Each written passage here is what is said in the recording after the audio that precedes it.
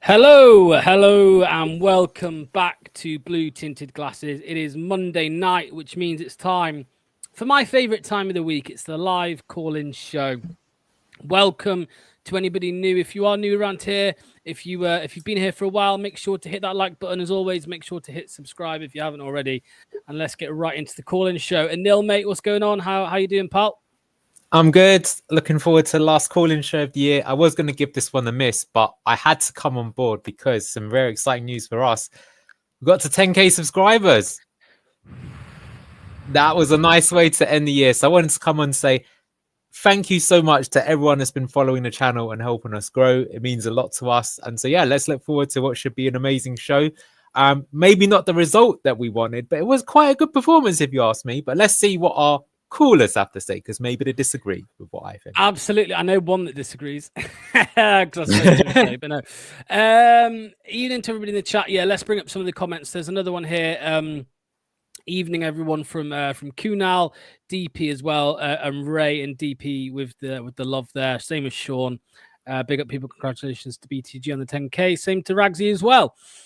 Just to give you guys a heads up, as regulars around here know, over the last few weeks, the call-in show's been getting busier and busier and busier. So we have made a decision. Unfortunately, it's not the best decision for everyone, but it is the best decision on the whole. And if you do have a camera, you will be prioritized. I think that's fair, just because of how busy it is. So those who do have a camera, please call in, and we'll get straight into it. So let's get on with the show now.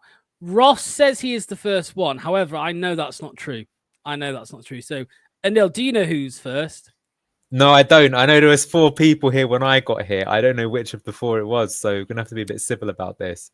Yeah, so I'm going to put somebody in who has, I don't know if he's ever been first, despite calling up nearly every single week, and that is Costa. Costa, are you ready, my friend? Oh, look at this. He's scrambling. He's stressing out. Here we go. Here he is. Costa, what's going on, mate? How are you?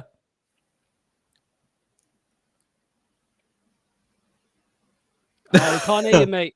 We can't hear you, mate. We'll come back to you. Right, up first is going to be Clio. Clio, mate, what's going on, pal? How you doing? Oh, blimey, you've caught me on the hop there. Yeah, first of all, congrats on the 10,000. I think that's amazing. You've done a great job, lads. So my question is, I think we all know what we need in the January transfer window, and I think we need to treat it like it's a summer transfer window, because I think it's been a bit back to front. Would you, and this is something I spoke to Reese about quite a bit, would you, if an offer came in, and I'm slightly suspicious of the injury that Mads has got, if an offer came in for 60 million, bearing in mind our financial situation, because we need, I would say, if we spend about 100 million on quality, we stay up. If 60 million came in, I like Jakob, and I think he's going to have a high ceiling. Would you trust Jakob, and would you sell Mads for 60 million if it all went into the transfer kitty? I'll say this first. I actually was kind of on board with the idea a few weeks ago, mate. If we had guarantees, or if the club did put every single penny of the Mads sale back into the transfer market, I wouldn't be too against that idea. However, after seeing Jakob, yes, I know people are encouraged, and he was levels above what Danny Ward is. I still don't think he's there yet, and I don't think he's good enough to be a Premier League keeper that keeps the team up in the league. So I'm going to say no at this point. I'm going to say no, keep Mads. He could easily be worth 10 points for the rest of the season. Easily, I think. So I think it would be important to keep him. Of course, we are led to believe by unconfirmed sources and rumours, and probably BS, that we've got loads of money to spend January. It'll be interesting to see if it happens. The club might willingly break PSR to stay up. I think that would be a smart move. It's what Forest did and Everton did. So why not we do it to bring in enough quality players? But yeah, Neil, mate, what's your take on it? Well, I think to be fair, if it was that amount of money that was offered, we would say yes, because that would make him, I think, the 3rd most valuable goalkeeper in history. So I don't see a club like Leicester turning that down. But I think it's very fair points that you've made there, Locks, which is that a top keeper is going to be worth a lot of points to you. And that's why we were so upset about being relegated the last time around. It's like a better keeper would have probably got us 3 or 4 points, and that literally would have kept us up, right? So it was huge to have that sort of person. Jakob, he was at fault for that first goal. I think there's a good keeper there.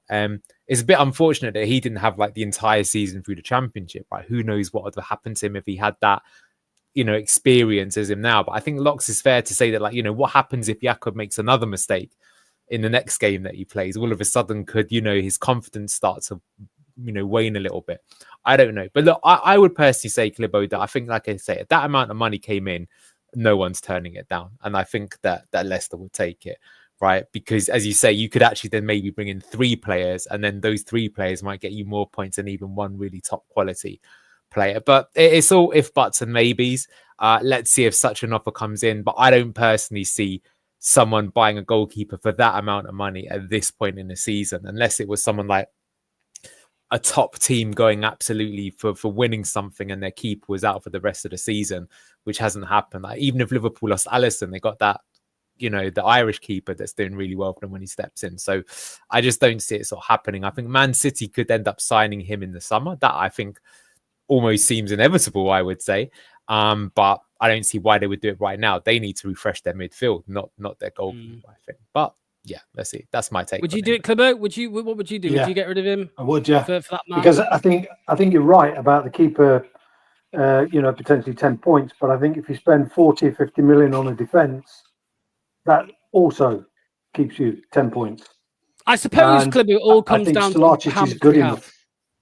Sorry? Yeah. Sorry, mate. I was just going to say, I think it all depends on how much we have to spend currently, right? If it's not much, then yes, you'll probably take that. But if we, regardless of the keeper, have 100 million, let's say, then I think we'd probably just keep Mads and spend 100 million, right? That's what you would choose.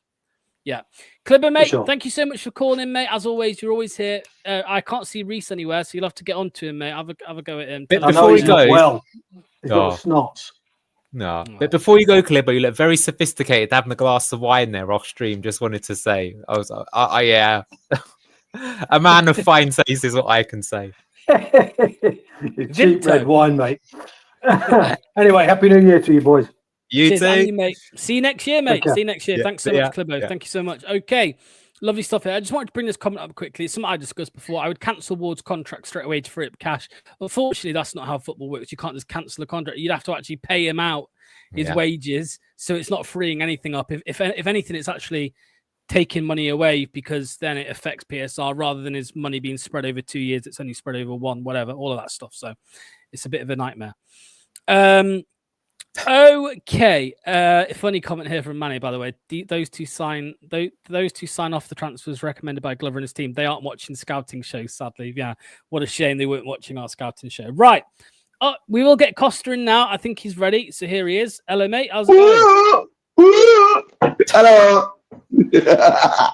How you doing, mate? Can you see what's on my tree? No. No, bugger me. All right, where's my light? It's my Champions League pillows. Oh yeah, you can just about see them. Yeah, okay. I'm sorry, your cameras are not that good. But anyway, I've got them out for a reason, and she is going to kill me for that. And I'm wearing these for a reason, because next season, not only are we staying up this season, I am predicting Champions League is coming back to the city. As positive as always, mate. As positive as always. I've said this ever since the first time I called. I am positive until I'm not. So let's talk football. Bilal Canute, what a player. What a player. I have dreamed of him and Keenan Dewsbury Hall leading us to success, but I can't see it happening because I looked at the wages, and with Bonanotte early on 20-odd thousand a week, and Keenan Dewsbury Hall heading 75. Am I right? Am I wrong? You two tell me. I can't see Chelsea paying 75% of his wages just so he can play for us. I can't see that. So, Bonanotte. Go on. Yeah, no, I was just going to say, yeah, I read something the other week as well about Dewsbury saying that if Leicester were to bring him in, it would need to be Chelsea covering some of the wages. We couldn't just, could obviously, I don't know how much he was on. Maybe I read somewhere he was on like 30 grand a week with Leicester, and now he's probably Leicester, on 80. He's probably on, something along those lines, Locks. Yeah, it is true. They'd have to cover some of it. Yeah, I can't see that happening. Can you? Don't know. What do you think, Anel? Dewsbury? Well, surely you just called it out. I mean, everyone was absolutely blown away by how good El Canoes was. I get all the callers to let us know what you think, but I can't actually remember the last time that one of our players was that frigging good in the game. He's absolutely running the show. Every single position is on the left, on the right, in the middle, dropping back to the 6, going up top, through balls. You could tell at the end of the match he looked absolutely distraught because he's probably thinking, what else do I have to do? And this lot still just can't tired, get a point out. Yeah, I think he was just tired by the end of the game. So the displays are getting better with every game with Rebound Destroy. We can see that. And the man himself said in the interview, if you add these displays, add success in the vital moments, that means points. That's my son. What's he done? Oh God, he's in the other room. So yeah. Which one of you mentioned that our performances are a bit like the year where we did the Great Escape? Which one of you said that? I said that, but that's one performance so far. We've got to obviously do that on a consistent basis because, where was that performance against Wolves? That's why that one hurts even more, that was just such a poor performance. But yeah, look, if we play like that every week, we've got a good chance, although we've got to say we didn't put the ball in the back of the net ultimately in the game against Man City, which does hurt. And that's what loses you the game, yes. So someone did comment during the watch long as well. A Moroccan fan did about El Canoe, saying that his biggest flaw, he thinks, is his stamina. And it did have me thinking back to, I think it was the West Ham game where he was really good in that one as well. And I think he went down with cramp towards the end. So he busts a gut for 60 minutes. And then I think the last half hour, 20 minutes, he kind of runs out of steam a little bit, which happens. No one's gonna slate him for that. If you bust a gut for our club, no matter who it is, for 60 minutes, we'll be happy with you. We'll be happy with you. And he made a massive impact, and he just tired.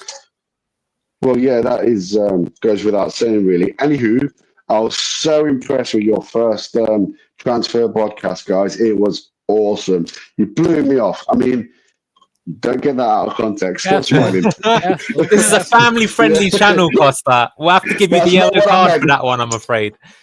But we'll let you off because you've got the Champions League pillows in the background. Yeah, so I was so impressed. Locks knows. I literally got the link, sent it to the head scouting of Leicester City, and I said, watch this or else. These guys know what they're on about. You know what I'm saying? So I went and done that. Lilian Brazier, talk to me, Locks. Who? Lilian Brazier. Oh, Lilian Brazier. Yeah, look, it's one of many. It's one of many names that are being linked. Chancel Mbemba and Valentin Gomez, and what's the guy from I can't remember his name.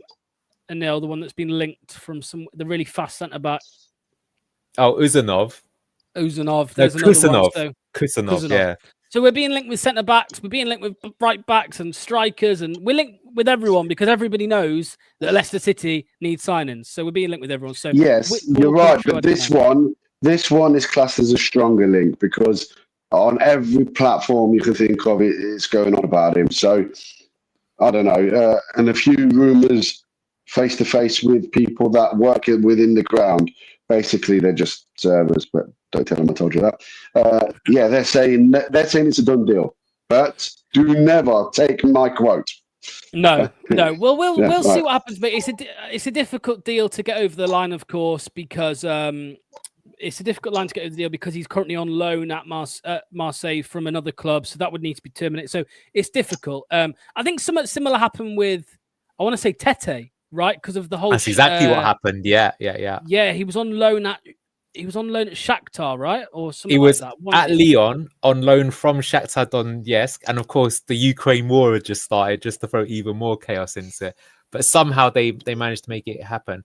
Just quickly though, on that signing, he's an interesting one because, you know, Brest, they got to the Champions League this season and they did very well, but he was in their first team when they got there, right? But then he's gone to Marseille and he hasn't done so well there. So I still think there's actually quite a good player there, but you know, let's see if he would. The problem is what I've been saying all along is the last time we had the really important January, which was 2 seasons ago, we signed some if, buts and maybes players. Tete was one of them, and it didn't keep us up.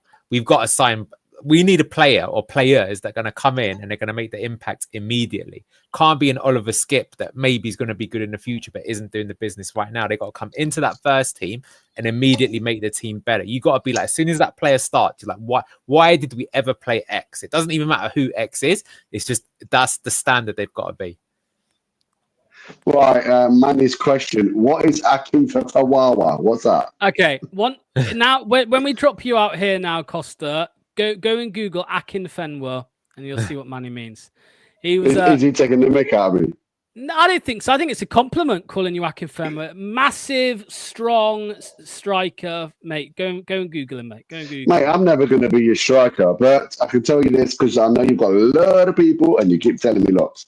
All right, we need to say bye in a second. But as of next year, you're going to be seeing less of me. Not because I'm not ringing, because the doctors put me on a diet. Very funny. That's a Christmas cracker joke there, mate, Costa. Thank you for your call, Costa. We'll see you very soon, mate. We'll see you in 2025. Dilly ding, dilly dong, come on! There we go. Lovely, lovely stuff. Okay. Conscious says Lillian's brassiere for a bunch of tits that need support. I like Costa's thinking. Absolutely, yeah. And there you go, boobs and brassiere. Nice one. The jokes are flying in. Okay. Next up is, if I'm not mistaken, I think I know the order. So it is Joe next. Okay, Joe, are you ready? I think he's ready. Here he is. What's going on, mate? Hey guys, how you doing? All good, mate. Thank you for calling in again. Second week in a row. How's things? Yeah, I guess I just have a question about transfers. And I don't know if this is an English nationalism thing, but why don't clubs go directly to Argentina and buy 13, 14-year-olds? That would be a good question for Manny, but I'll hand it over to the next big thing. Anil. Well, no, there is an issue, right? And that's work Because they permits. want to keep English players. No. What it is that in the past, there used to be quite strict work permit rules on bringing people who were not from the EU. But then several things happened. One of the big things that happened was obviously this country decided to vote to leave the EU, which had about as much good consequences as you can expect from an economic perspective. But what happened at the same time, and if you track this back, you'll see that around that time, it was easier to bring in players from non-EU countries to the UK or to England specifically. And the reason for that is that basically the government changed the rules and they said that if you were like a high value employee or high skilled, that they would look upon that favorably, because basically what the immigration rules is, they don't want people bringing people who aren't going to pay their wages. But given that a footballer is going to be coming in on 5 million a year, 10 million a year, the amount that they're going to contribute to the tax system is quite high. So they actually don't have a problem with that happening. So in the past, you couldn't do it, but that has been a big change. It's only really started to hit hard, I would say, over the last 3 to 4 years. I think very specifically, let's be honest, Brighton are the ones that figured that out. They're the ones that have got the results. And now all the top clubs are doing it. Like even Man City have signed a few players. Didn't Barcelona do that with Messi? I mean, didn't he come over and was like, yeah, but they were given advantageous rules. That's what I'm saying. What was preventing the Premier League teams from doing that in the past was that they weren't allowed to do it. You literally couldn't do it. Right now, you can do it. So now you're right. We should be doing it more often. But it's taken Leicester Classic a long time to figure out that you can do that. Yeah, because there's a rule as well, Joe, that I don't think you're allowed to sign. Where is it? I don't think you're allowed to sign under 18s from abroad either anymore, are you? Yeah. So I was just always wondering that. Anyways, the game, we looked all right, but I don't like moral victories. We still lost. Like that's loserman. It's weird. Like people complained last year about Enzo Ball and we were winning games, but then they'll say yesterday was good and we still lost. So I don't know. Anyways, I gotta run. Thanks, guys. That was I always wondered that with why can't we just buy young kids from different countries? Yeah. No, awesome, mate. Thank you for calling in again. Hopefully, we'll see you next time as well. All right, Joe. Thank you, Joe. Thanks to Joe for calling in. Very much appreciated. Again, I will put the link in the chat one more time there. So there it is. If you do have a camera and you do want to come on and have your say about literally anything Leicester related, the game, the transfers, whatever, come and click this link, put the camera on, and it's all sorted.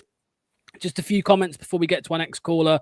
Juma Bar, don't even think about it. Agricultural player. We have moved from that. I don't know who do you know who Juma Bar is? Yeah, he plays for I can't pronounce the club correctly, but I think it's Real Valladolid, the Spanish club. They got promoted recently back to top flight.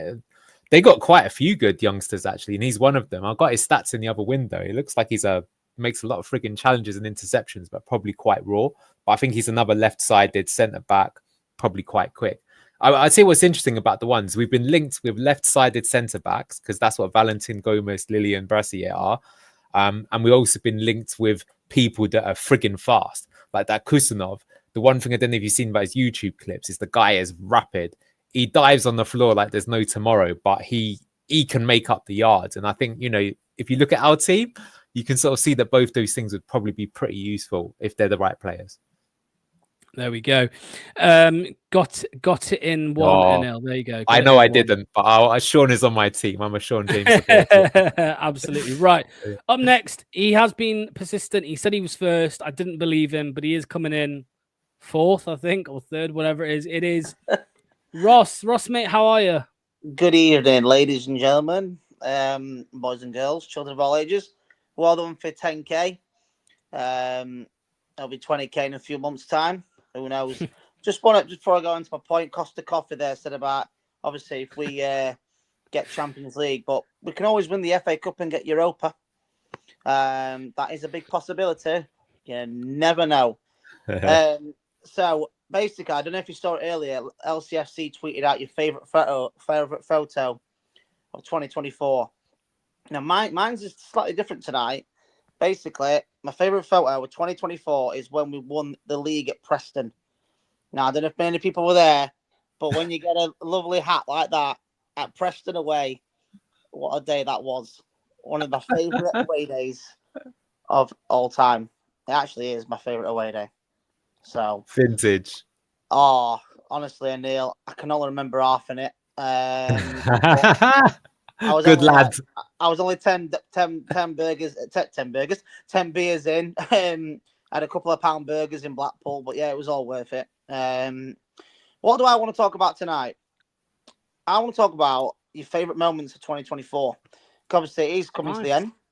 Obviously, the best 3 games and the worst 3 games, whether you've been to them or not. That's pretty much everything. Just before you answer them questions, or anyone in the comments, Costa Coffee said something about Mads Hermansen for 60 million. Oh no, was it the first caller? Sorry, Clippo. Clippo, whatever you. Sorry, I can't pronounce your name. Clip. If Mads Hermansen does go, I would only want him to see him go as long as a certain goalkeeper is not on our wage books anymore. Now, the reason being, because, yes, if we sell Mads in January, yes, obviously Stellarik will be number 1.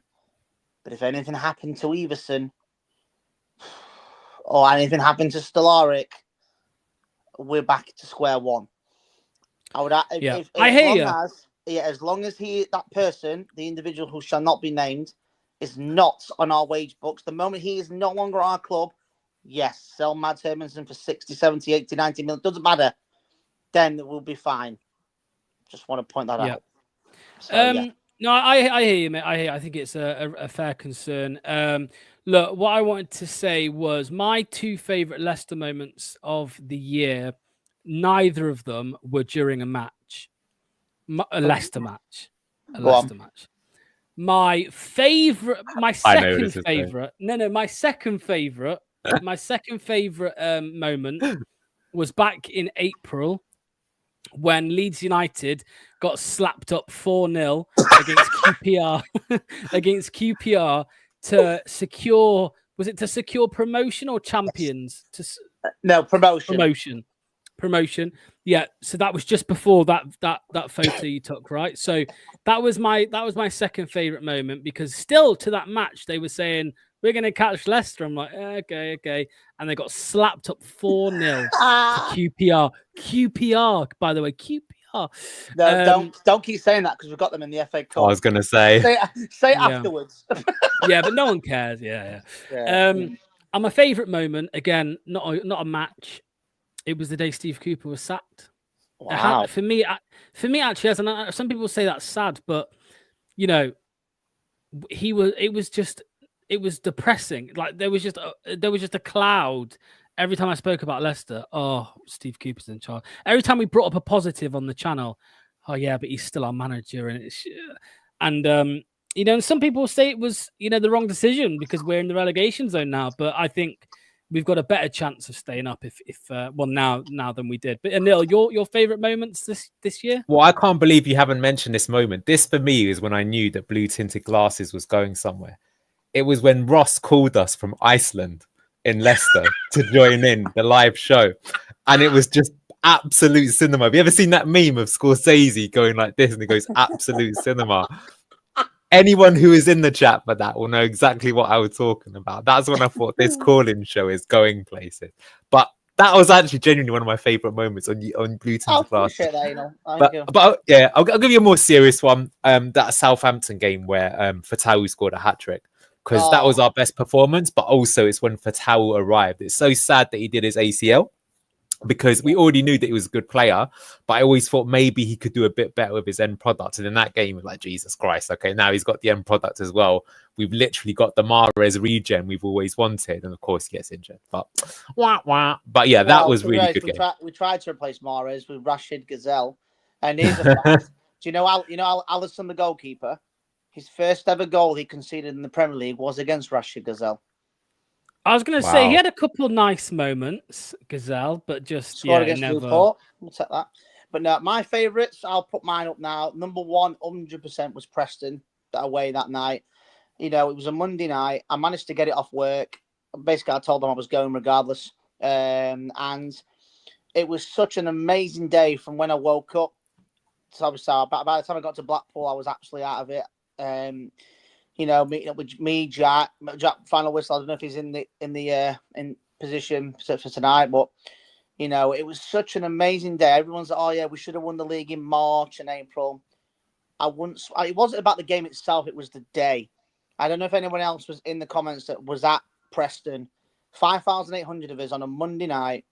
Even Preston fans said we are the best fans I've ever gone to Deepdale.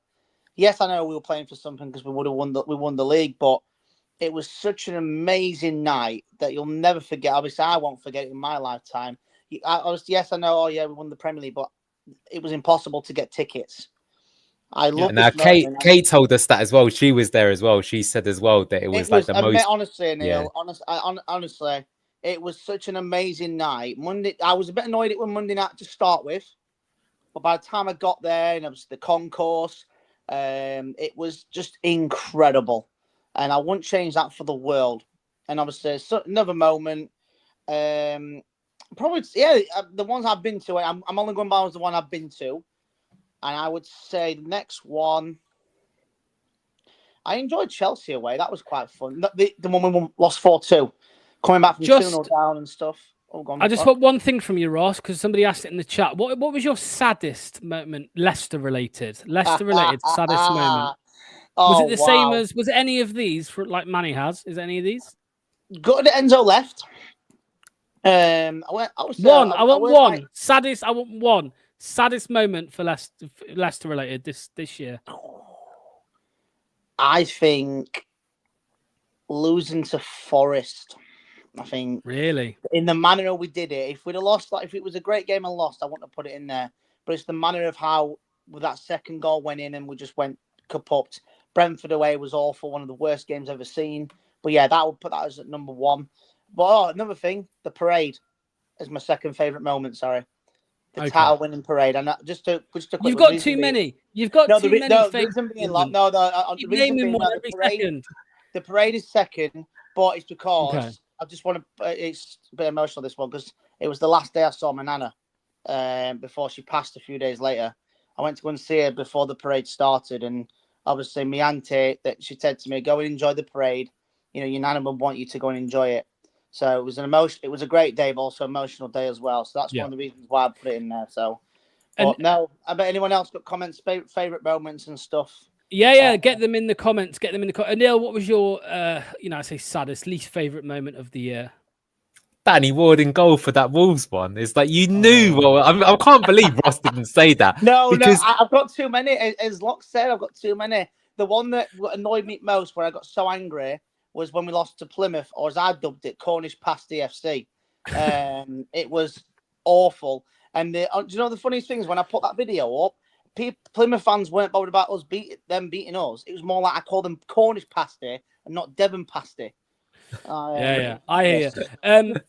I think mine was my angriest moment was when Cooper was appointed, but I think the saddest that was actually for me when Fatawu, when that news came out that he had his ACL, because this was the guy, this was our star boy, you know, this is like our version of Saka in a way, you know what I mean, our star boy that we were like putting all of our hopes on for the future, and you know, to come away. Well, he went to the international break and to come back with his ACL done again. So many ACLs. What? James Justin, Ricardo, Braybrook, Alves, Fatawu. You know, touch wood, there's no more anytime soon. But yeah, that was probably my least favorite thing. Ross, thanks for calling in, mate. I'm going to put more favorite moments in the comments. I've got too many. Go for it. I will put them in there. Don't you worry about that. When I got on Sky Sports TV, rattling the Leeds fans at Preston. Oh, there's two. I will name them all. Don't you worry, Locks and Neil. But Happy New Year, everyone. Keep subscribing to the Blue Tinted Glasses. No, that's the wrong way. Blue Tinted Glasses. We're both in yours. So Happy New Year, guys. Yeah, Happy New Year, Ross. Cheers, Ross. See you soon, mate. Thank you so much. Right, up next, it's Tom. Tom, are you ready, mate? Looks like he's ready. He's ready. How's it going, mate? I'm good, thank you. Sorry if my phone is a bit... No, it's all good. So, I hope everyone's had a lovely Christmas.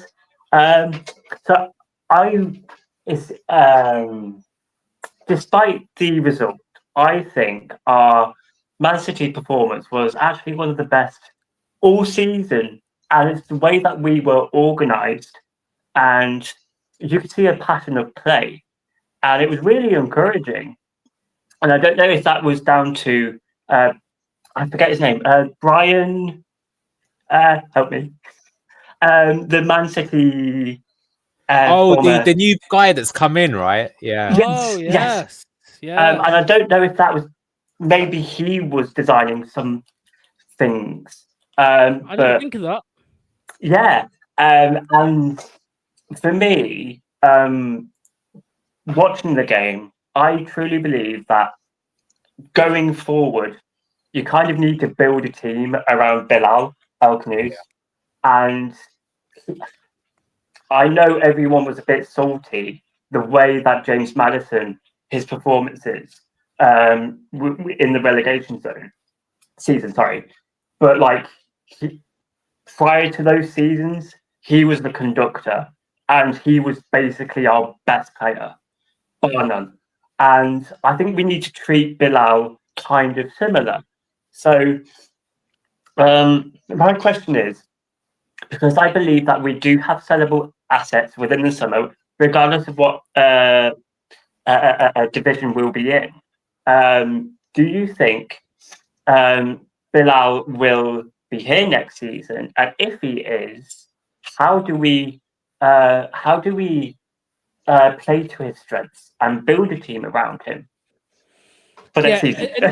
Neil, I mean, I'll follow that up as well with, you know, it's a shame that we're not in a position to actually, we haven't got the stability to build a team around somebody. You know, we have to bring players in to plug gaps and all of that. You just wish we were in like maybe, you know, like the season we just finished 8th. So the season before we got relegated. Great to have been in that situation with the player like Bilal El-Khanous coming into the squad and then to build a team to go again, maybe. But yeah, Neil, it's going to be difficult, isn't it, to try and build a team around one guy when there's so many positions that need filling at the moment and improving. Well, it's a great question, Sam. I actually think we are already building the team around Bilal. I think that's why he's looked so good. I think if you look, the reason I would argue that is because he clearly has been given more license to drift around the park than any of the other players on the team. Other players, they can move about a little bit, but they've still got to have a fairly contained role. Whereas we've got the tactical analysis tomorrow. But if you look at Bilal, I've literally got clips of him appearing on the right-hand side and doing a deadly cross into the box. But then I've got examples of him being on the left-hand side and doing a cross into the box. Then I've got an example of being in the classic number 10 position and putting that beautiful slide pass to Bonanotte. Then we've got examples of him in the number 6 position, turning under pressure. So he's absolutely everywhere. And I think that's why Ruder's realised that he needs a little bit more from what he wants his central player to do rather than Facundo, who I have to say, initially I thought Facundo didn't have that good a game, but watching the game back, he was, if he'd have scored, he'd actually would have had a very good game. I think that's what I was angry about, because he didn't score, but they work quite well. So I think we are already doing that, and I think that is smart. Good, yeah, I really like this from Sean. He's put Bilal has more creative license than Bonanotte. I agree. And I also think that's the sort of style of player he is as well, that he's more about using the ball rather than trying to dribble with it. So that's what we can do in the meantime. I think we're already doing it. You are right. I think it was our best performance, but doesn't mean squat when you don't get any points out of it. As for next season, that's going to be a tough one because, I mean, if you can do that, look, we know that this Manchester City team is desperate need of a rest. They're probably going to refresh their team a lot, but I wouldn't be surprised if he played that well because he was trying to show to Pep, hey, mate, look at me. You know, you can get me and you could develop me as a player. Like, don't get me wrong. If we went down and you had El Canoes, he's the sort of player that could get you promoted just by himself. It's been done before. Like that season, Fulham went down and they had Mitrovic. He just basically scored 40 goals and they got promoted just because of him, right? He wouldn't obviously score that many, but he could easily have like a Keane and Dewsbury Hall type season. But I don't know, like someone for him, if you could prove that you can establish yourself in the Premier League, then why would you go to the Championship? The only thing is that if the manager is showing you, I'm going to make you my 10, my talisman, maybe you would. So I'll hand it back to you, but I think we're doing it already. Yeah. Well, I want to throw some at you, Top, because Anil said yesterday on the stream that it was a very Maddison-esque performance from El Kanoush. And I was on a stream earlier with Luke, actually, Leicester City Down Under Luke, and he was talking about the midfield option and if Winks came out for Ndidi, because someone you'd imagine will come out for Ndidi, and Ndidi will come back in. I think El Kanoush can plug that gap a little bit where he drops deep and he's able to pick the ball up and release it in the way that Winks does, really, where Winks sits on the ball and releases it. Bilal El Kanoush can drop deep and do that as well. No, yeah, I think that's entirely possible. I do think we are kind of missing. I know Bilal has done set pieces in Ghent, but he hasn't had maybe even like the trust to do that or show his capabilities that he is good at dead ball set pieces. So I think we're kind of missing that established 10 that, you know, that can cement the team. But like, yeah, I completely agree. And I think if push comes to shove, I think you substitute Winks for Ndidi and then maybe put Samari and Ndidi, obviously, is like the two. Because I feel like whilst Winks is, let's be honest here, he's a bang average, bog standard Premier League player. Like, let's not get it twisted. Yeah. And we love him. I feel like the defensive midfield is more solid, more compact, and more confident with Ndidi and Samale. And it's a good thing that Ruud van Nistelrooy has recognised that you play to Ndidi's strengths as a central defender. God knows the experimentation of him being, you know, a gallivanting midfielder, which was funny and it was making some success. But I think also, I think with like the internet and stuff, people tend to like see, you know, Forest doing well and try and get a little bit depressed. Oh, I think, I know. But like, I think, you know, but you got to put it into perspective because like they're another, you know, not a top 6 side, and I know that they're our rivals, but like you've got to give them some credit for what they are able to achieve. And I know they broke PSR, and I know that they had a lot of money bankrolled into it, but like what they are doing and the way that they are tactically evolving with every single game, you just gotta admire it and like just give their dues. Yeah, mate, I agree completely. Yeah, I think it's fair enough. People are crediting them; they deserve it. They're having a really good season. I do hate the whole Leicester. Every time there's an underdog doing well in the Premier League, people say, "Oh, they're doing a Leicester." But I think somebody don't rise to it. Don't rise to it. It's just for clickbait. Morgan Gibbs White cost more than our whole team that season. Oh, for sure. For sure. But the landscape of the Premier League was completely different.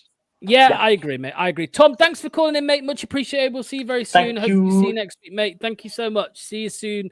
Right, up next it's Ragsy. He's been waiting a long time. So thanks for staying patient. Here he is. Here is one man. I always throw him under the bus every time he comes.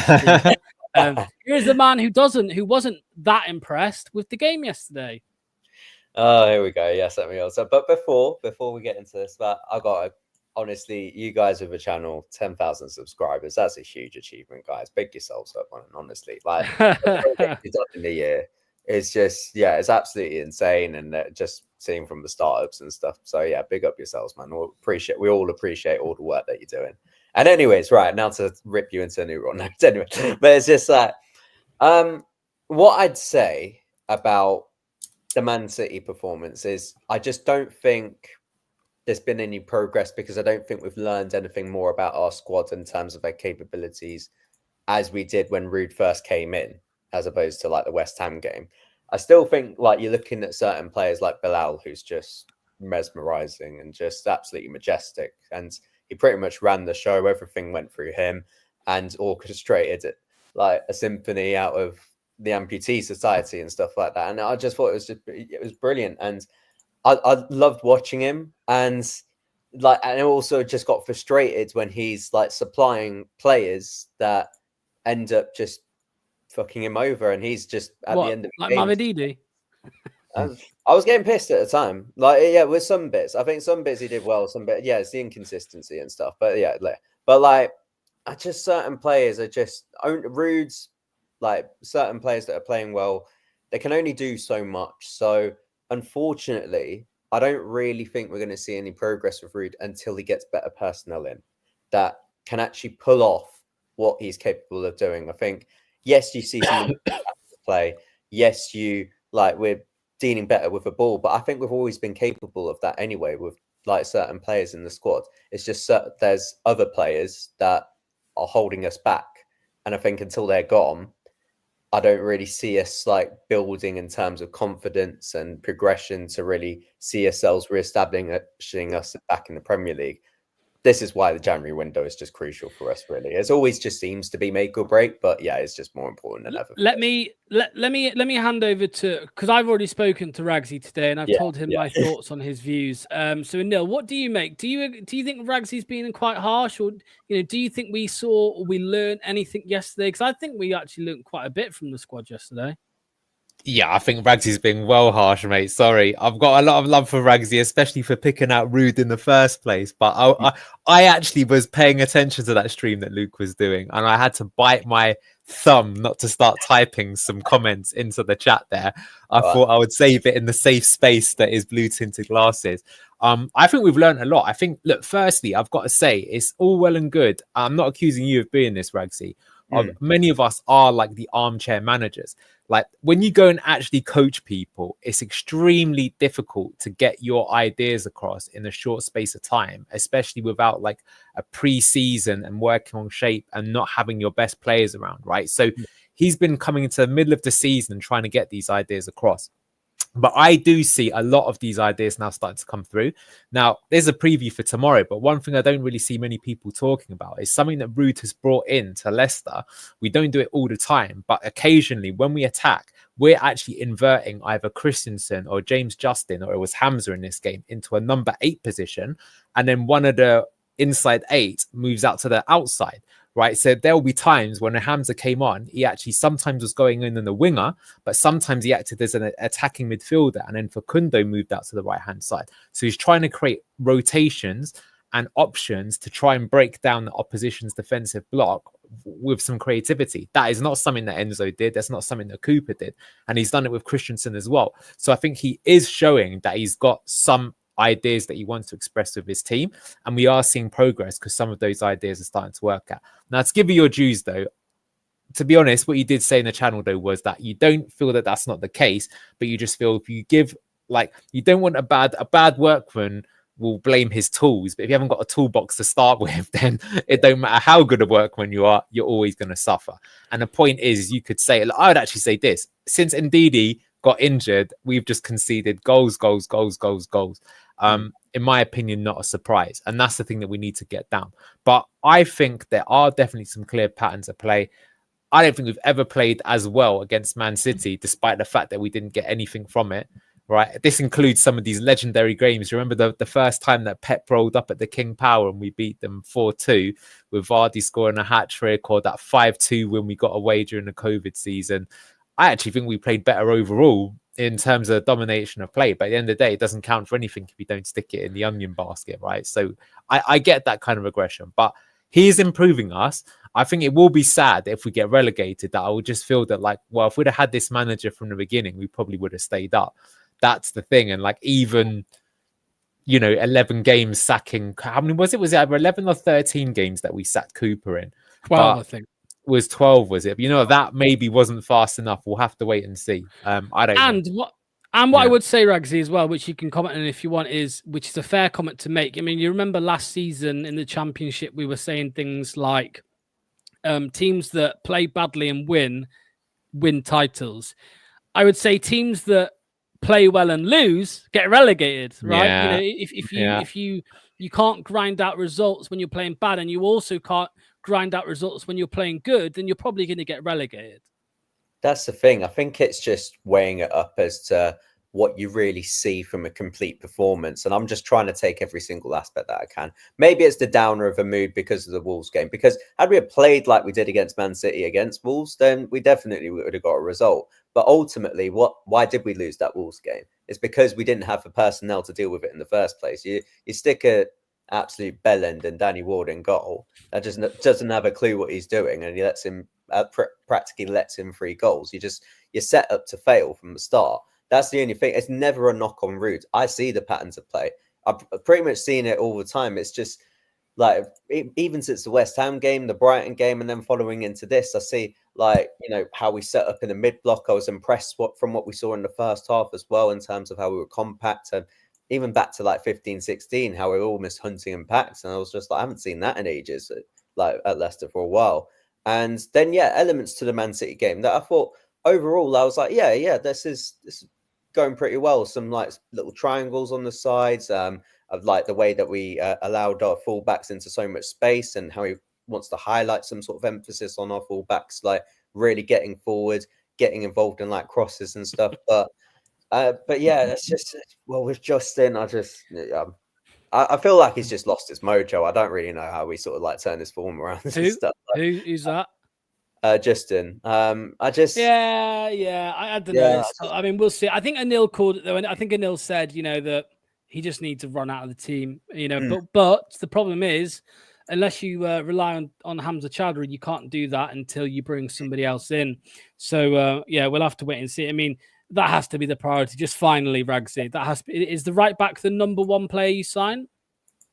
I think that's the first one that you got to do. Like, I think we could maybe afford to wait. Like, if there's the rumors are true about like a Kusanov or Hanchko, he could be out of our reach, but I definitely would consider him as a top priority. If that's doable for us, then 50 million apparently. Is that what you said, Anil? 50 million for Hanko? Yeah, it'd probably be worth it. That's the thing. I think with things like that, it's not a case of if we could even afford it, is would they want to come? That's a different story, right? But I mean, like his stats are ludicrous. That's literally the sort of player that keep you up just by signing someone like that. Yeah. I mean, Yeah. like you sort of hedge your bet. Like a lot can change in January, so like you then look to the end of a month, and then they sort of say it would like weigh up their options and stuff, and then maybe they could see Leicester as a viable like choice for them. But if you then you got bigger clubs interested in them, then they'll just help off there. But like, but that I think we'd have to bide time and wait for just to get the right one in, because I want someone that's just going to walk into this first team straight away. But yeah, for the priority at the minute, it's got to be a fullback. And ideally, I'd want them in before Villa. Will that happen? Probably not. No. But like, no. How long do you think it will take? If you had, let's make this the last last little game. We'll make it a game while Ragsy's here. So I'll come to Bailey. I'll start with you, Neil. What if predict the dates the first signing is done in January? The date. What date will it be?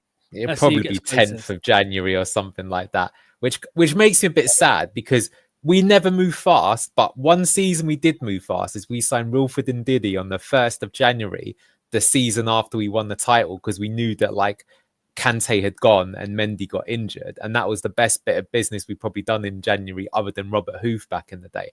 So I would love it nothing more that on the 1st of January we've announced that we've signed someone. But yeah, I think it will be after that QPR game, and I think it's at the 6th, so I'm going to go 8th for a bit of protection. Ragsy, what do you reckon? I think after the Fulham game, is that the 18th? So I'll say 19th. Genuinely, I just think we're dealing with grossly incompetent people at the club there. Just before I go, I saw a comment from Ross saying like, "Will you shave your head if Daka scores a hat trick?" Yeah, hold me to that. I will. It won't happen. Yeah, it I'm going bold, to be fair, so I might do it. Maybe a buzz cut.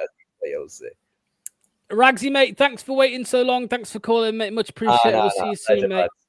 All right, mate. See you in a bit. Cheers to Ragsy. Right, up next she goes by the name of The Great.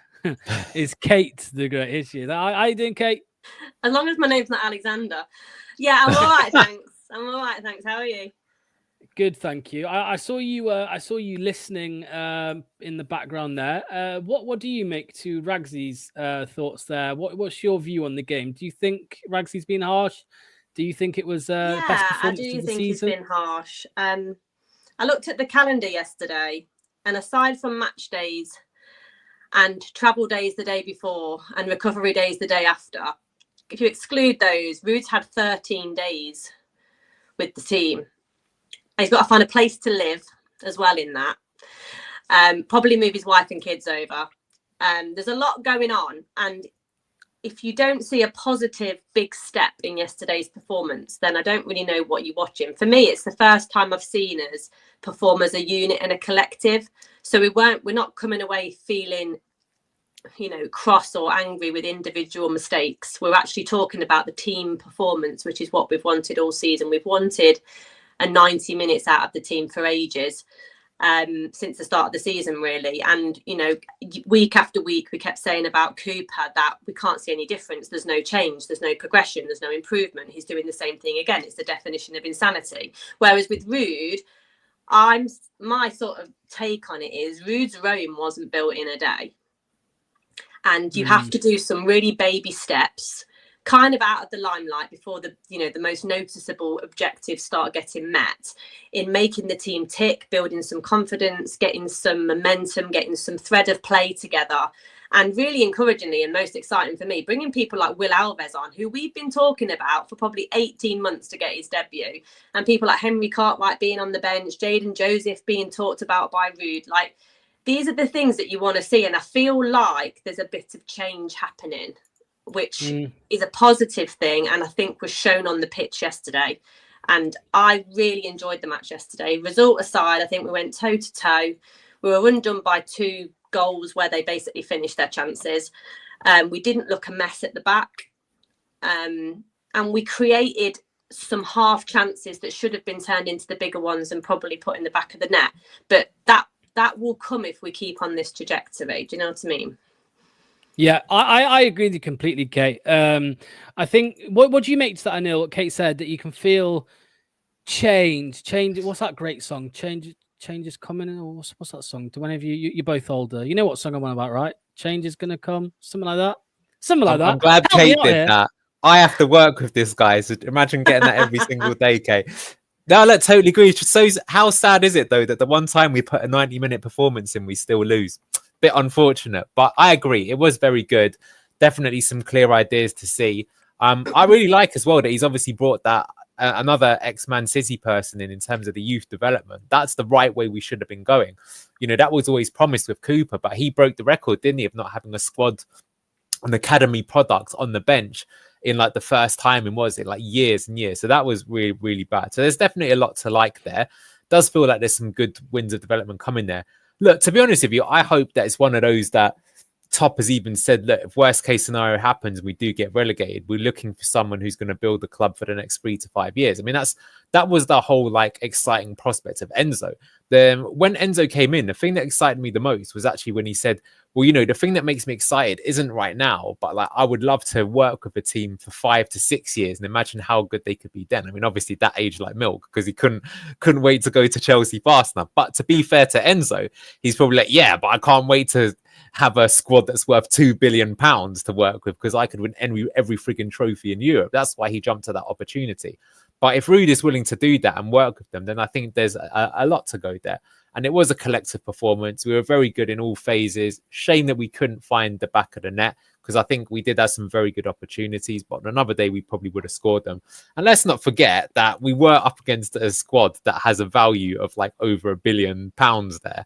And, you know, if you look at the stats, there was very little to choose between the two teams. So I was very upbeat from it.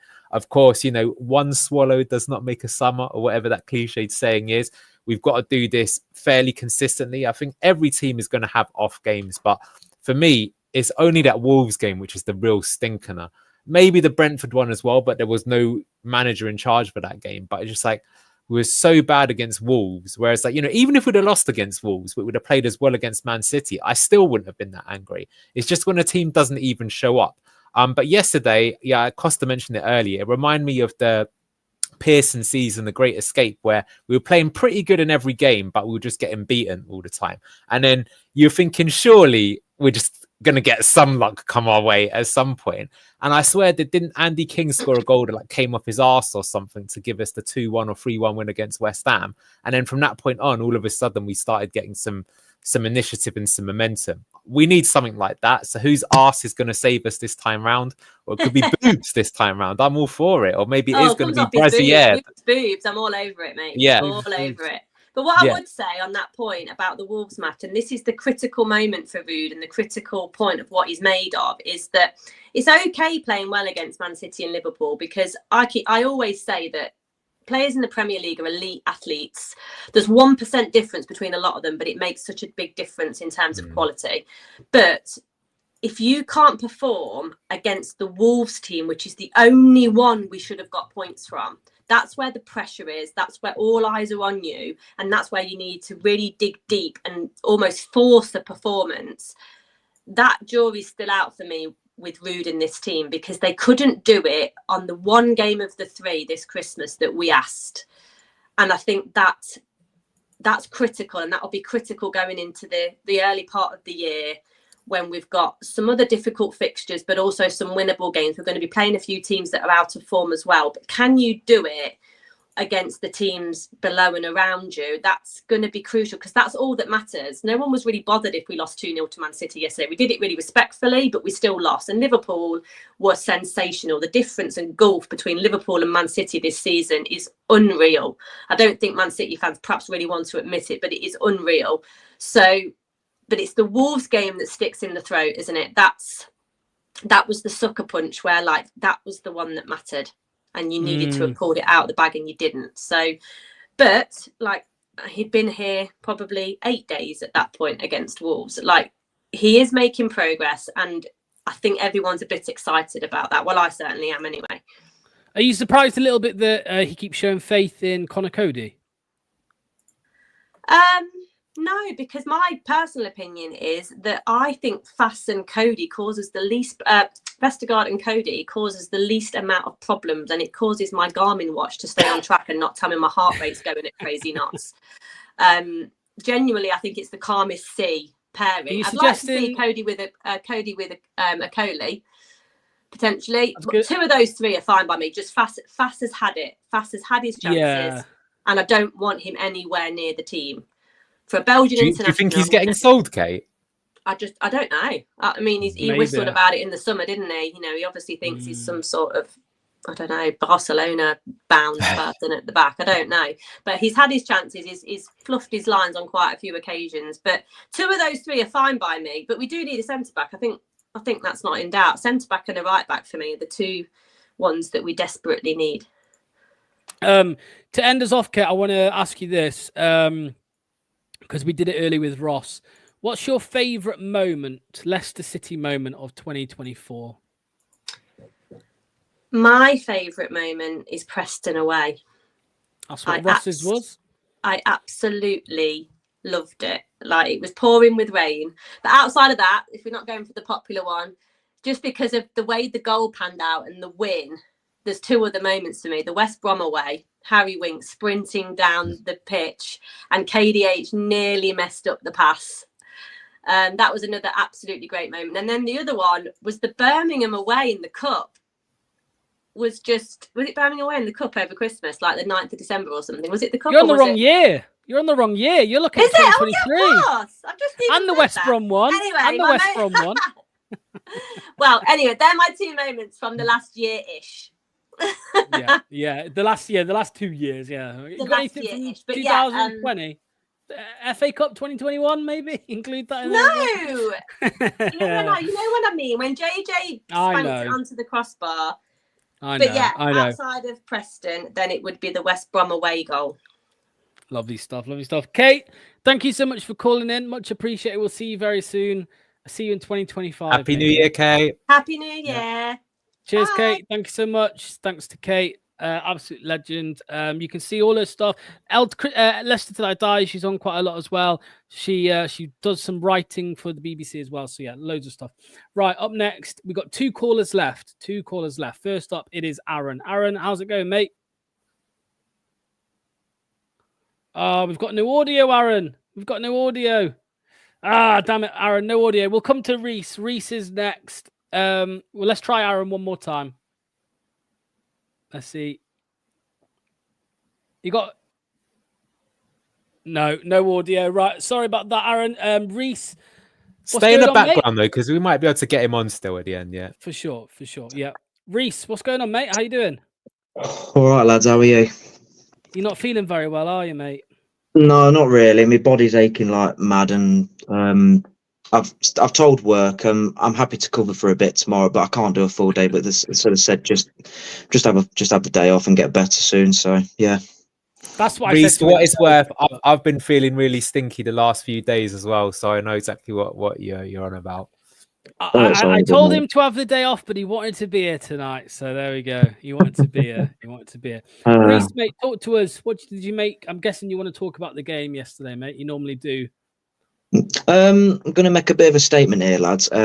Obviously, Uncle Clibo, obviously with this question, he's been a bit downbeat, which I understand. You know, it's very disappointing yesterday to lose because we were by far the better team. We had more possession, better chances, and we played them off the park at times. But I'm going to make a statement, and I mean this: we are going to stay up this season. We are definitely going to stay up this season. The more I see us play, the more I believe that we can actually stay up, because you're starting to see players come into their own. I thought Christensen had a good game yesterday. I thought the back pairing were a lot better, although I do think we need a new centre half. I thought Mavididi was a lot better yesterday. El Kanous, that kid is going to be a world class player one day, and I mean that. It's like what Manny said yesterday. He no Premier League experience, 20 years old, and he come on and he was man of the match. You know, it absolutely bossed the midfield. And I said it all week. They were there for the taking, and I was proven right in one way. But how many players do you think we need to sign? I think 5 personally. I think we need a left winger, a right winger, a centre half, a right back, and a left back. What do you lads think? I don't know about you, Neil. I think it's a right back, a centre back, a right winger, and striker. What do you think, Neil? I would like all of those players. I don't know. I mean, the thing is you could say though, like, what if we did sign 5 of those players, but they're all just fairly cheap and not that good in those respective positions? Like, I'm not saying this is what I would do, but you know, maybe if you signed one player, but it was genuinely a top class player, that would be enough to keep you up. I think it needs more than that though. So I think we need to sign that at minimum 3, I would say. I agree largely what you've said. I'm not entirely sure we do need to have another winger, especially given that yesterday the front 4 were pretty effective with Bilal, Buonanotte, Mavadidi, and Vardy up top. So do you really need to have another person on the right? I mean, you're going to have, you know, I know he's not going to play this season, but Fatawu is like the long-term prospect. Our biggest problem all season long is we keep conceding goals. Even yesterday, we conceded 2 goals. Got to stop the goals going in. So whatever we can do, I think there's an argument to say that both the fullbacks need to have another competition option at minimum to challenge them for their spot. That's why I've been suggesting like the left centre back, because definitely in recent games, it's notable that Rude's gone back to what Cooper was doing, in that Christensen's not been asked to attack as much. He still attacks sometimes. So therefore, you need someone who's a bit more positionally aware. So yeah, I would probably go left centre back, right back, maybe a centre back as well. I would start with the other 2 first to begin with. But I can get the argument for everything, because at the end of the day, there's not many people that have been like, oh, wow, we definitely don't need to sign that position, because all the positions have looked bad at times this point in this season.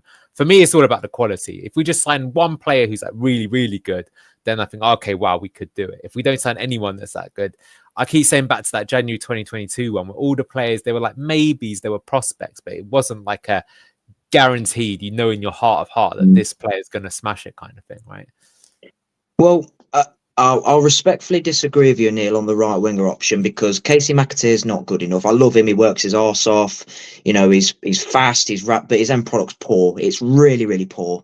Jordan Ayew, I'm sorry, we can't be starting him as a main right winger. What I would personally do, I would sign a permanent right back, a permanent centre back, a permanent left back. In my opinion, I think we get a lone winger, and I like Mavadidi. The potential's there, but the consistency's not there. And I've seen enough for me to say he's not consistent enough. That's just my opinion. I'll always stick by that.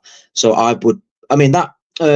watched your scouting video. That Fofana would be perfect. He would be perfect on that left hand side. And like you said, Leon are desperate for cash, so he would be not my number 1 choice signing. But in terms of the right wing, I do think we need a right winger quite desperately, because the options there are just not going to. Buonanotte is not going to work hard as a right wing. He's better central. He's a luxury player, and that's where he needs to play. And we don't need him. We've got Bilal. Yeah, we've got Bilal. Yeah, I always said with Bilal. Sorry to interrupt you. I always said with Bilal, he was better coming in off the left, so then Christensen could attack. But I thought Hamza Chowdhury was excellent when he come on. And I think, and I hope you pair agree, he has to start from now on until we get a new right back. Oh, I don't know. I still don't know about this, Anil. I still don't know about Hamza Chowdhury starting for us. What do you think, Anil? Let's end the discussion on this, mate.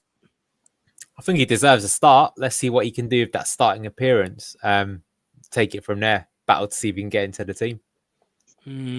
Yeah, you're probably right. I say I don't want him to start, but he does deserve it, doesn't he? He probably does deserve it. I think it was decent.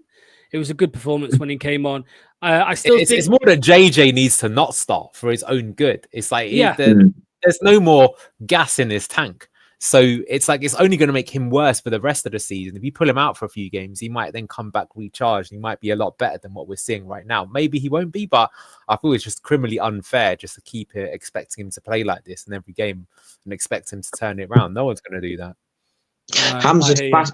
Hamza's faster. He's stronger. He's braver in a tackle. And I actually thought with his crossing was quite decent yesterday.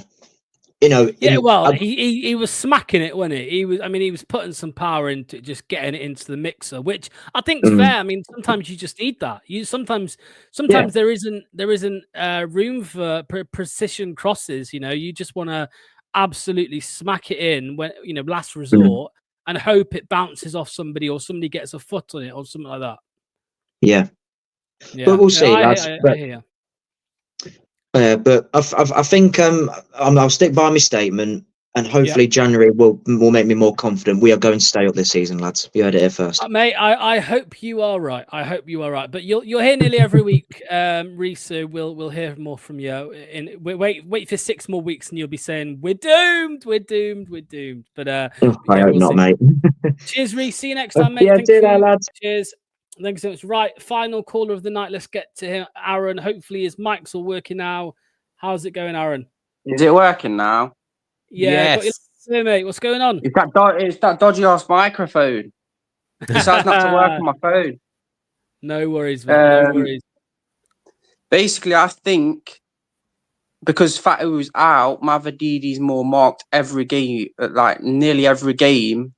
They double up on Mavadidi because he's the only like threatening winger we actually have. I don't think we have another threatening winger. So if I'm looking in January, it's a right back and a right winger, and a left-sided centre back. They're the three I look at and think we need them more than anything else. Neil, I think it's a fair comment, isn't it? It's something that I think you and Manny have mentioned quite a lot previously. That because I think when we were talking about it, it was because Cooper just wasn't playing Fatawu. But it's obviously the same situation, right? Without Fatawu there, their focus, the the tactical setup, whatever you want to call it, by the opposition is more on Mavadidi because you've not got two of them to look after. Yeah, I mean, to be fair, even Pep did it yesterday, didn't he? On Sunday, sorry, he put on Kyle Walker to give them more protection against Mavadidi. And that basically did kill our attacking intent in that game. So I think you're quite right. And to be fair, look, I actually accept that that's maybe a bit of an L on my part because I was saying that I don't think we need to get a right winger. But I guess what you're saying, Aaron, is true. Is that actually, if you get the right winger, the funny thing is it makes your left winger even better. And then that makes your attacking aids even better. And it makes your striker even better. So it's a system, right? If you make the entire system work, it all just kind of gels up. So that's actually a pretty good point. So I could see a strong argument for doing that because it would improve the team in terms of balance.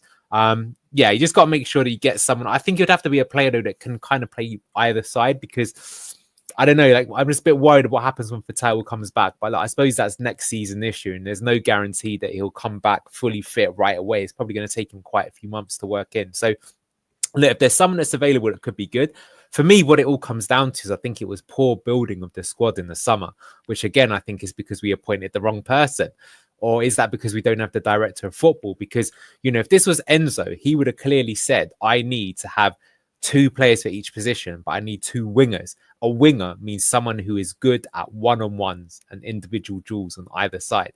And that's the thing. I don't have anything against him per se, Bobby de Cordova-Reid, but he is not good one-on-one against a fullback. Jordan Ayew is not good one-on-one versus a fullback. That's what you want. You need someone who can dribble. So, yeah, we never signed people. And that's why as soon as one of them got injured, we're in a bit of trouble. Yeah. Do you agree with that? Do you agree with that, Aaron? I think you're more threatening with pace on the wings than you are with Dakova-Reid and Ayew. They're not exactly fast. That's just my honest opinion. I do see Ayew as a good super sub, but anything else, it's a bit of a... I know he scored a good goal against Liverpool, but I see him as a striker type more than a winger. I don't see him as a winger. He's just not quick hear you, enough. mate. Yeah, I agree. I hear it. Just I want to get your thoughts on this, Aaron. Ipswich are winning 1-0 against Chelsea. They Chelsea have equalised, but I think it's been ruled out. Meaning Leicester fans, don't look at the Premier League table because we are now 19th. We are below Ipswich as it stands. I mean, what do you think to that, Aaron, mate? Are we going to be able to get out of this? If we play like we did in the last 2 games, I have full faith we will. But I can honestly say if we had Van Nistelrooy at the start of the season with the games Cooper had, we'd have way more points. Because look at the fixtures Cooper had compared to the ones that Rude's had. Yep. They're 10 times more difficult. And he got a draw against Brighton and beat West Ham. If Cooper was in charge, them 2 results I would have just writ off. Because Go on, mate. Sorry. All Cooper did was sit behind the ball and hope. It was hope football, in my opinion. Yeah, I hear. I mean, Nil is right because I mean that run of Bournemouth, Southampton. I know we had Forest there as well, but Ipswich. I mean, that was probably the easiest little run of games we've got until the end of the season, and we got 4 points from it, which wasn't the worst of returns, I suppose. But you know, if Rude was here, last question. I just want a yes or no answer from both of you. Last question. You've just said it, Aaron, but Nil. If Rude was here since July the 1st or whenever it was, Enzo, as long as it was where Cooper came in, do you think we would be outside the bottom 3 now? Yes. Aaron? Yeah. Yeah, I thought that would be the case. Aaron, thank you, mate. Thank you for calling. Hopefully we'll have you again next week. All right, mate. Yeah. Cheers, Aaron. Happy New Year, mate. Ross says we'd be top 10. I'm not quite sure. That's the final comment to the chat. Get in the comments now, chat. Would Leicester have been outside the bottom 3 if Rude was here all year round? I think I know what the answers will be. Just give us a yes or a no. Final comments here, Neil, for us to just look through before we end. Pau Torres has just gone off injured with a significant injury for Villa. I mean, that's some kind of positive to take, isn't it, Neil, ahead of our game? Yeah, it is. I think, unfortunately, they've got quite a good squad. But I will say that this time round, when we played Villa earlier in the season, their massive influx of games hadn't hit them yet.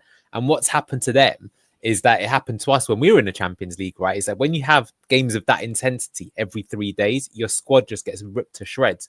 And all of a sudden, you start doing worse. So that's why Villa in the Premier League table don't seem to be doing that well. But it's because they're freaking doing in the Champions League and the Premier League, and it's hard to sustain it. So that gives us a chance that we didn't have before. But of course, our squad is also a little bit tarnished as well. Newcastle last season, it was the same. It will be Forest next year, maybe. You know, it will. This is what happens when you're, I suppose, an underdog that somehow qualifies for the Champions League, and your squad just isn't thick enough with the quality to maintain the fixture list. We don't need wingers. We have no one for them to cross to. Somebody says Locks. I said Manchester United are in a relegation battle. I am being proven right. I don't think they'll get relegated, but I hear what you're saying, mate. Tillemans will haunt us. Michael Lee says, I forgot about that, of course. Tillemans. Did Tillemans feature in the home game, Anil? Did he play in the game he played earlier in the year? He did. So yeah, Sean says Forest to get relegated next season. Who knows? And Brian says merch. Anil 8, Locks 10. I think he wants a BTG shirt with Locks 10 on the back and Anil 8. Hey. There we go. Okay, that's it. That's the end of today's call-in show. I want to thank every single one of the callers and the commenters. Anil, caller of the day. Go on, you do it this week. Oh, man, you put me under pressure. I'm going to give it Kate. Sorry. Positivity, the full 90-minute performance. I'm an optimist. There we go. Caller of the year. I'm gonna give it. I'll give it. I reckon Ross has brought the most entertainment, so I'll give Ross. I genuinely would have considered him, but I think the fact that he's brought it up because he wants it for himself has got to rule him out of it. So I think he's self-sabotaged himself. So primarily based on that, I cannot give it to Ross. Yeah, that's true. Have you ever seen that meme of Obama giving himself a gold medal? That's what's happening here.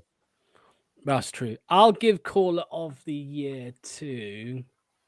I might give it Clibo. If you look at consistency, if you look at the quality of questions asked, the frequency, the attendance, every week you're getting minimum 7 out of 10 from Clibo. And there's the additional banter of him ripping into his own nephew. I mean, that's pretty strong, I would say. Yeah, Clibo is the most consistent. He is. That is true. So yeah, we'll give it to Clibo. Who will be caller of the year next year? Well, stay consistent, call in every single Monday night, and you might be the one in a year's time. Thank you to the commenters. We'll be live tomorrow, Anil, won't we? 7 o'clock, tactical analysis time. Boof, tactical analysis. Yeah, looking at a very good performance. I'm looking forward to that one. So make sure you're here at 7 p.m. tomorrow for that one. That will be the last live stream or the last video on the channel from 2024, and we'll then see you all in 2025. Thanks all. Make sure to like, make sure to subscribe, and we will see you Happy next New time Year if we don't get to see you. Yeah, between now and then. Absolutely. Thanks so much. See you soon. Bye-bye.